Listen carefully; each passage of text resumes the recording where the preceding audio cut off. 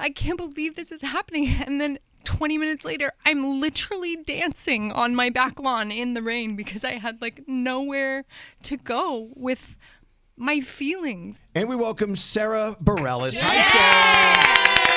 We love her. It's normal to clap for yourself, right? That's what people do. Have to. Yeah. It'd be abnormal if you didn't. All right, just around the room without thinking about it, favorite Sara Bareilles moments in projects. Go. Anyone? Oh, Girls 5 Jump. ever. Dang it, Danielle. Oh, me too. Yeah. That's one of my favorites. You were in here and Gandhi and I had, the whole cast was here. We had one of the best times with you guys. You guys, I was just thinking, I thought I hadn't been here until we walked into this room, and then I was like, oh my God, we were here with G5E. Right. Yeah. It's deja vu. So funny. Yeah. 10 years later, Waitress. Let's talk about Waitress. Hello. Waitress, guys. Waitress. Yeah, 10 years anniversary this year is our 10-year anniversary. Wow. And then Gandhi screamed out Gravity. We both agree that's our favorite song of all time. Oh, Love it so much. I can thank my high school boyfriend for that one, guys. Oh, yeah. Thank you, high school wow. boyfriend. Yeah. See, it's kind of funny you mentioned that because we were talking about this when you were down the hall, and we both agreed on Gravity. And I said, yeah, I was going through a moment that Gravity was on replay where, if anyone was listening in, they heard me play it 50,000 times in a row. And so she starts she's calculating the dates to see where I was and who I was with at the time. Yeah. Oh, yeah, doing your research. Mm-hmm. Yeah. Mm-hmm. Gotta Look at the deep footprints that your career and your art is leaving in our hearts and on our brains. I mean, was that ever the goal when you started out years ago? I think that I am someone who is, for better or for worse, I don't have like the long view. I'm very much a person who is like, what is right in front of me is sort of the world at large. And it's very hard for me to make plans like out in the future. So my life has unfolded in all these really interesting and unexpected ways that none of this looks anything like what I would have imagined for myself in the best ways. And it's not that I haven't had a lot of heartbreak and hardship too, but I mean, I don't know. Life has been just what a wild ride. And I'm so grateful. And to get to move through my life and have these big experiences because I'm sharing my art and my love of music and storytelling, I just feel like I hit the jackpot in this life. So it's going to get worse. The next time I come back, I'm going to be like a trash can or something. It's going to suck. Well, which leads us to Good Grief, the album officially out today. Congratulations. Yes, thank you. It's like it's Christmas morning. We're opening our gifts. Yes. And it's Good Grief. Even though we've heard several cuts already, Good Grief is so perfectly entitled Good Grief because of grief. Yes, yeah. And because of loss and because of moving ahead, moving forward. Talk about your plan with this project and the tour and the documentary. Start with the album. Okay. Good Grief, the title came quite late in the process actually, and it's just my experience with grief over the last 6 years. I've lost a couple of best friends. I've been on a really challenging fertility journey. We went through the pandemic. I had a crazy sort of mental health dip through all of that, and grief of country, grief of just so much that's happening in the world.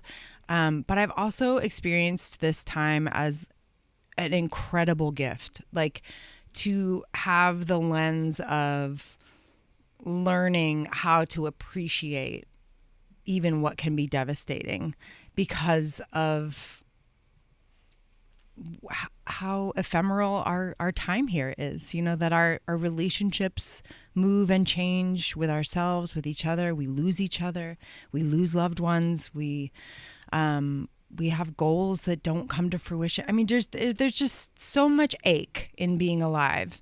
And so that is what lives on this record, and this record became the home for all of this expression that just needed a place to go. It's so funny that you mentioned I'm paraphrasing, the appreciation of grief. Mm-hmm. It goes back to an interview with Anderson Cooper and Stephen Colbert. Yeah. That's right. talking about grief.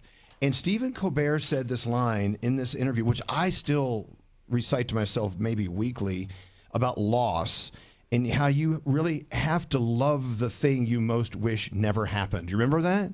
That conversation? Yes. Said if you are grateful for your life, you have to be grateful for all of it. Yeah. That's the highs and the deeper than hell lows, Yeah. right? Is that sort of what you're referring to? Absolutely. I mean, that exact conversation was, as many people know, was the seed for the first single off the record called Home. I was so moved. I think what Anderson is doing around grief is so spectacular and so deep and so needed in our culture too, to have people give voice to what I think we are subliminally taught to keep private, that what we lose, we have to, tend to and care for in an insular way. And I think that what I have learned about grief is it's best when shared. There's like a necessity to share it. It's the only way I've seen it ever actually really change and transmute and become something else. And the gratitude for it is so real. What you're saying, that quote from Stephen, we have to love all of it because it's all alive. It's what it is to be here. It's like, it isn't, things don't fall into this like good or bad category. It's just a part of being alive. It's, and it's hard to love the hard stuff, but I think there's a lot of richness in that too. I read a statement, one sentence that really changed my perspective on grief in general, because it's definitely something I struggle with. You want to flow around everything, and then you meet this immovable object. You're not going to get it back. And it was, grief is the price we pay for love. Yeah. And I thought, I'm okay with that then. Yeah. And it seems like that's what you're saying with all of this. Totally. It's just evidence of great love. It's just like that is the only thing that causes it. And it can be interpersonal, but it also can be it can be even more sort of like obtuse than that. It can be love of life. And it's just sad to see it change or to leave or to disappoint in some way. And I think that the more we can give voice to grief, I think grief really comes out sideways. It's like if it's not tended to and if it's not expressed, it's a big distortion factor. And I think people get angry and sort of toxic if they're not Let's kind hear of it for grief. integrating. Let's hear it for grief. We love her. Hey! I'm so sad. I just lost someone I really, really, truly love. Oh, I'm so jealous. I'm so lucky you. Look at all that grief. Grief. We've been taught, and Gandhi was saying that. I want Danielle to comment on this because we were talking about this before you came in.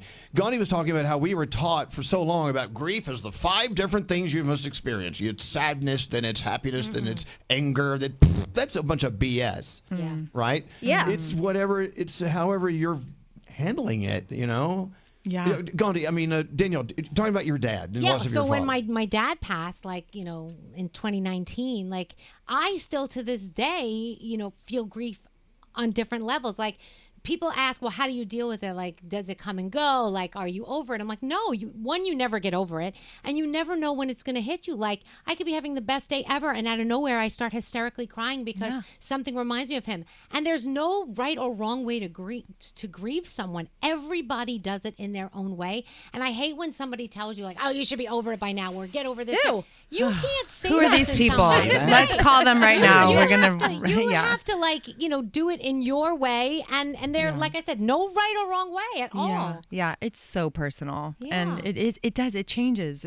I remember the day my best friend Gavin Creel, he got his stage 4 diagnosis, and it was pouring rain. I was upstate, and he had called me on the phone. And I was in a state of shock. I was just like, I can't believe this is like, well, of course I'm going to start crying. I can't believe this is happening. And then 20 minutes later, I'm literally dancing on my back lawn in the rain because I had like nowhere to go with my feelings. I was like, I don't know what to do except dance. Like, what? This is actually like, I felt crazy, but it's just, Good. it had, you have to like let it out. He was a Broadway guy. He would want you to dance. Oh my God, he would have been with me. Yeah, he is with me. I know. You have license to be as crazy as you want. By the way, if you're just turning us on, the crazy woman we're speaking with is Sara Bareilles. Proud of it. And even though this show is usually has a foundation of happiness and cheering, rah, rah, rah, grief is such an important part of all of our lives, and steering away from it all the time is just not real. It's not real. That's right. So, of course, the album is called Good Grief. It's out today. The huge tour coming up. But also, I've been watching your posts online, Sara. There's actual footage from your documentary coming out where you're upstate and you're recording this album. Yeah. In the studio. Yeah. It's so cool that you're putting all this out at once. Yeah. Because this is such an important mission for you. I totally agree. It was kind of an experiment because I knew that the material for this record was tender. I knew I was going back into the studio after a lot of years. You know, I sort of average 6 to 7 years between records anyway. Really, my label is thrilled, you guys. But I knew it had been a long time, and I knew that I was going in with really raw material. And so I called my good friend Josh Alexander, who also lives upstate, and he's a documentary filmmaker, and I was like, this is a little bit of an experiment. I don't really know what's going to happen, but do you want to come in and just capture these few days in the studio? And he got this incredible small crew together, and it really felt like it was so interesting. Normally when a camera's on, I'm like very, hey, look at me. There was just none of that. It was all incredibly intimate. It was all incredibly connected and present. I invited some very close friends, and it was this kind of experiment around how do we make this as a unit. I was trying to also like divest, to get political for a second, of like the sort of corporate greed structure where it's like one person has all the power and has all the money, and I'm like, what does it look like if we really allocate the center of power to more people? What if we invite more people in? So we shared points and credit and all this stuff, and we made this record as a unit. And I really loved the experiment, and I also got to learn what a control freak I am. So that was also really good learning. But it was a big risk, and I love that this project comes out as a sister piece to the record itself. If you are interested in my music, this is going to give you a really, really close-up look at how it comes about, what the creative process looks like. I promise it's funny. There's a lot of crying, but there's a lot of laughing too. But it's just, I feel like we didn't hold anything back, and that felt really good. Do you feel like having cameras around you while you're going through this process and you're grieving hindered it in any way? Like, were there moments you said, get that camera out of my face, I need to cry right now? No. Actually, no. And I'm shocked that's my answer. But I do think that I was involved in this incredible documentary called Come See Me in the Good Light about Andrea Gibson, who was the poet laureate of Colorado, and their wife, Meg Falley. And Andrea was diagnosed with stage 4 ovarian cancer.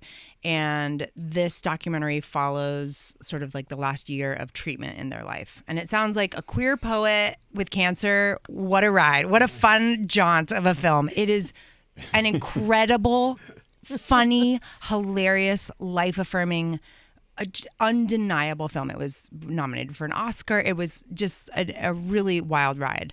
But so I was involved in that film, and the sort of radical courage of them and showing so much made me want to share more of myself. And so having the cameras there, and I think this is also a testament to Josh Alexander and the crew that he brought together, I didn't feel like there was any necessity for distance. It was just like the closer we can bring people into what's actually going on and telling the truth about this process, the better off it will all be. The better off the music is, the better off the listener is, the better off the artist is. Like, it was all felt very connected. Didn't you say in your 40s you have no time for anything that's not real? Yeah. Yeah.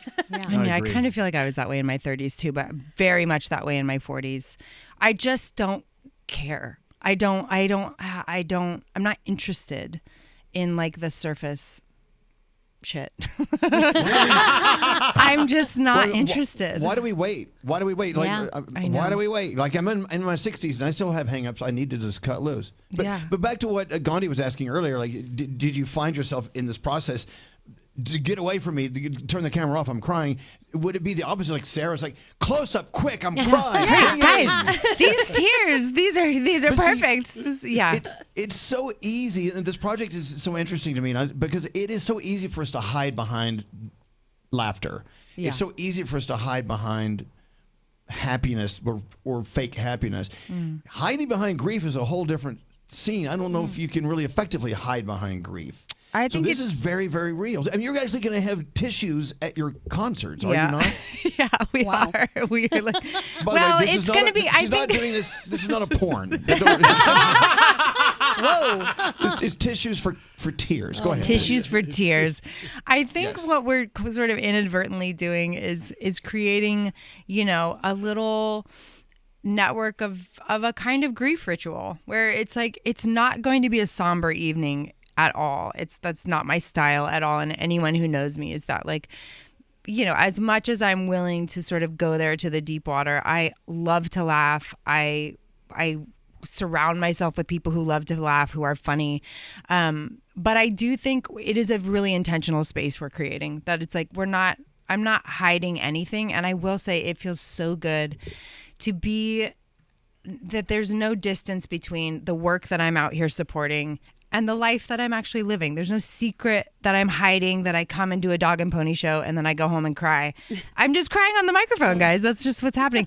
It's a very integrated experience for me. And I really feel a lot of gratitude around that. It's taken me a long time to get there. And I think a lot of us, we put on a brave face to go be out in the world. And I just think that it's also very powerful to just let the world see you a little less brave. Yeah. And handing out tissues at your concert, it doesn't mean you're encouraging people just to feel free, cry. You're giving people permission to cry. It's an invitation. Our friends, exactly. With our friends that we're so close to, it's great to give them the permission to be themselves. And I'm open for anything you want to give me right now, and that's including the people who are paying money to come see you in your concert. One of the things that I love about kind of the gesture of offering tissue is that it's not, we're not going to fix anything. And that has been a great lesson from my grief and the people who have been able to share. I've now lost a couple of people that were very beloved by a wide community. So there's lots of other people's grief that, I'm swimming around in too. And I think it's just really powerful when you realize, like, there's nothing to fix. There's nothing I can say that's going to make it better. This is just what it is. So, like, just bearing witness and just being willing to be with someone in a hard place is a muscle. I think that we have to grow for ourselves a little bit. And so the tissue is like, it's not going to take anything away, but it will make you less wet. Oh, that's Moisture. good. Moisture. Sara Bareilles is here. Of course, it's called Good Grief. That's the album that's out today. The tour as well. When do you kick off the tour officially? September 8th. Oh. Oh, that's in a week. I know. So. Just And kidding. also, September 9th. Oh, my God. Oh, I travel on the 8th. Yeah, it's the 9th. Okay. Sorry. And Don't put me in then charge. The documentary, Good Grief, is out when? September 2nd. The 2nd. Okay. All right. Look at that. So where do we find the documentary? So if you go to my website, sarabmusic.com, you can find that we're hopefully even going to expand on what's there now. But we did a partnership with AMC, and it'll be in theaters across the country. Oh, wow. So we get showings on September 2nd, and so you can pre-register for tickets and you can buy tickets. And then hopefully we'll expand from there. But yeah, go see it with friends in a theater. It's a really fun communal experience. And even though, and Sarah's told us several times, even though we are really talking a lot about grief, when you see the tour or the shows, or when you listen to the album or see the documentary, there's more. There's more going on. Yeah. Okay. We don't want to. We're not recording here. We're black in a veil to 100%. listen to the album. Well, I realize, people are afraid of. myself too. I feel afraid of grief, but my experience of it has been so complex. It's like there is so much joy in it too. There's so much awe. There's so much mystery. And so I feel like this record hopefully is trying to encapsulate a really full spectrum. There's a song I wrote with Ingrid Michaelson on here that's a really cheeky song called I'm Having a Nervous Breakdown. And, there's songs that are about the resiliency that I think surrendering to grief also brings up, where you feel like, oh, they're actually, you don't dissolve into the big feelings. You actually survive them. And so my hope is that this record really holds all of it. You're going to be helping so many people too. I mean, I hope so many people are going through this and they don't know how to deal with it. And this may be the thing that gets them through. I hope so. I really hope so. Isn't Pink a part of this project as well? Yeah. Alicia's an executive producer on my film, as are Glennon Doyle and Abby Wambach. They came on as executive producers of the documentary. It felt really important to invite, some of my heroes to hold this. It's tender to go out and feel vulnerable in this way. And so you got to invite some of your people to hold it with you. And they were all so helpful and just so loving. And I love them all for many, many reasons. But yeah, this is one of them. You were talking about how you realize you're a control freak through this process, which makes me I might have known it a little bit earlier than this process, but this is an affirmation. It came out Not new. in full glory. Which version of you do you think is the most difficult to deal with? The Broadway version of Sara, the producer version of Sara, or the singer version of Sara? The producer. Really? Oh, yeah. So very this opinionated. documentary. Yeah. Well, You got to be. As a producer, you have to be. Yeah. People are depending on you to run the show. You have to be that way. I think that's right. And I have a lot of feelings about efficiency. I have a lot of feelings about relational transparency, that like people are honest about what's happening. I think in our industry, there's so much, people talk out both sides of their mouth, and I'm really direct, and for better or for worse. And I think sometimes people like it and sometimes people don't like it, but that is just how I do my business. Okay. And I really mean what I say. Well, we've never heard anything mean about you, so I think you're good. Oh, I have. There's that one thing. Well, There's that one thing we were talking about that earlier. That one time. I knew it. Yeah. I just looked up her birth sign. She is a Sagittarius. Yeah, I was girl. like, this is Sagittarius behavior, but I'm not. Yes. Yes. Okay. Yeah. Sorry. Oh, Same, I'm a please. wanderer. same thing. Yeah. So, no, we didn't hear anything nasty about you. But now I'm going to be listening closely for nasty things about Sara Bareilles. All right, one last thing, and then we got to play some music. We got to get on with the weekend. When you go home tonight and you're taking the makeup off or whatever you do, your ritual, you're looking in the mirror, you're in the bathroom by yourself, you're looking at yourself. Can you actually say, you know what, Sara, you're exactly where you need to be as a performer, as an artist, as a writer, the whole thing. This is the perfect place for me right now. This is so fantastic. I'm so grateful for it. Or are you always one of those artists who's on edge, like, God, I can be better than this? Where are you with your life right now as far as an artist goes? I'm really working on that first attempt. I'm really working on being at peace with what is. That's like my practice. That's my meditation. That is like to make my best effort to show up with everything I have to offer and to trust that it's enough.